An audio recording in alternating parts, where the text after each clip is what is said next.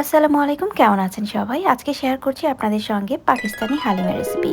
প্রথমেই সবগুলো ডাল মেপে নিচ্ছি। এখানে একই মাপে ৪ ধরনের ডাল নিয়েছি। বুটের ডাল, মাসকলাই ডাল, মুগের ডাল আর মসুরের ডাল। আর সমপরিমাণে পোলার চাল দিয়ে ভিজিয়ে রেখেছিলাম। এরপরে খুব ভালো করে ধুয়ে বেশি করে পানি দিয়ে সিদ্ধে বসিয়ে দিয়েছি।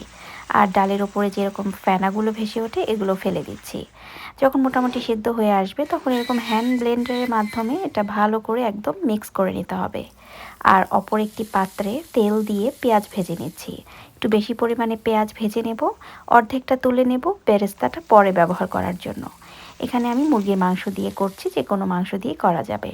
যেহেতু পাকিস্তানি হালিম তাই পাকিস্তানির এরকম মশলা নিয়েছি। তো মজার বিষয়, এখানে কোনো ডাল কিন্তু ছিল না, এখানে জাস্ট মশলাটা থাকে। তো এখান থেকে আমি 1 প্যাকেট মশলার কিছু অংশ ব্যবহার করলাম। আর মাংসটা একদম ভালো করে থেতলিয়ে নিতে হবে।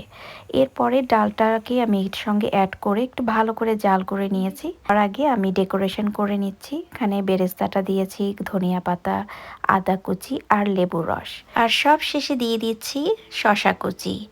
তো তৈরি হয়ে গেল পাকিস্তানি হালিম। পাকিস্তানি হালিম বানিয়েছি, খেয়ে বলো। আমরা কখনো খাই নাই, প্রথম খেলাম। স্বাদ হয়েছে মনে হয় আর একটু তাহলে কি আমাদের দেশিটা মজা না এটা বেশি মজা, কোনটা মজা? দেশের রাঁধুনিটা মজা বেশি।